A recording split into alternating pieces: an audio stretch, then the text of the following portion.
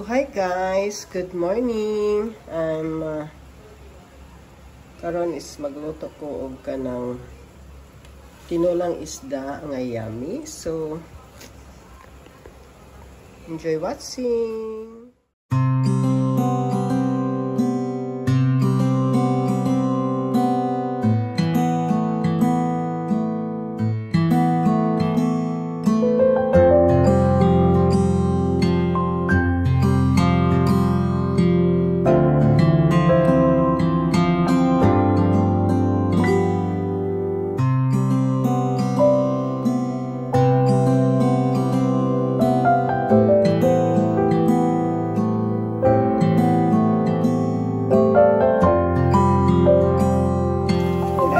Kamyas, sour apple ba tawag? Kamyas, additional ingredients para mas masarap ang ating isayang tinulang fish.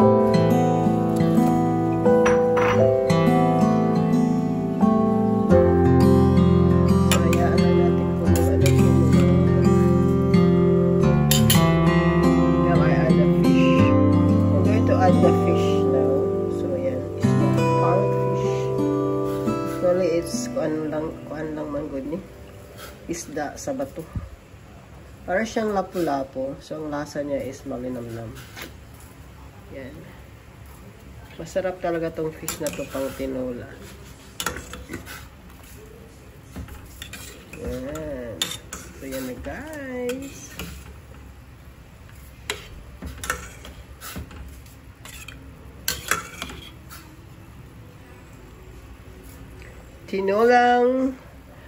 Bisayang tinolang fish or isda with kamyas, kamatis, onions, tanglad. Ano sa gani English sa tanglad?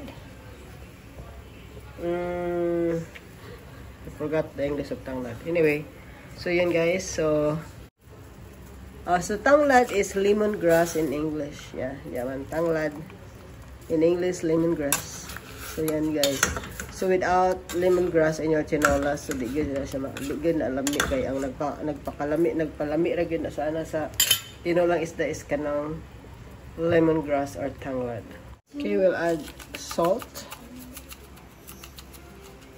Yung salt is no measurement needed. Just tansa lang yan. Like meaning chamba.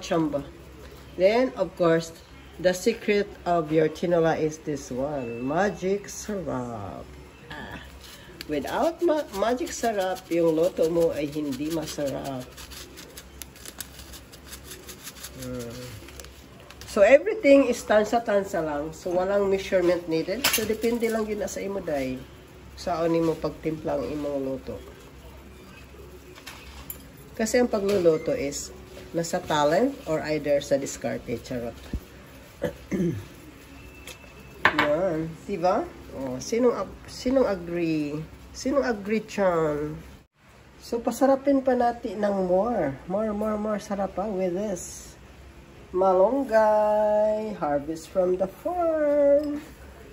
Kinawat rin na mo actually ng malunggay sa silingan. Okay, so di masabta makasala siguro kay wala man po na nila pinaghirapan. Ay nitubo naman silang backyard. So yan guys, I'm adding now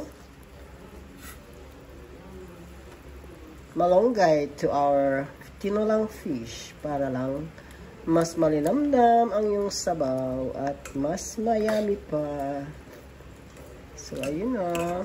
So, malapit na to matapos ang aming tinulang fish and ready to pakas! Tilawan ta day. Tilawan ta.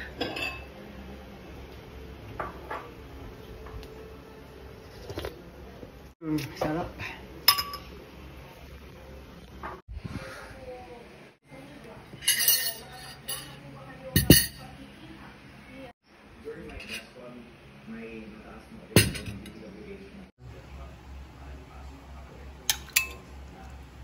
Pakas na tinolang isda. Luto ko yan.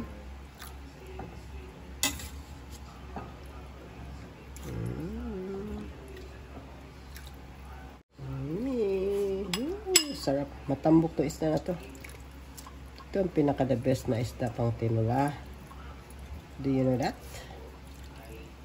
With sabaw and malunggay? Yes. Okay, tapos na.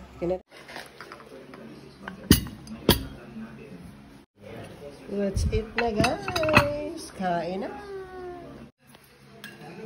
Tapos na.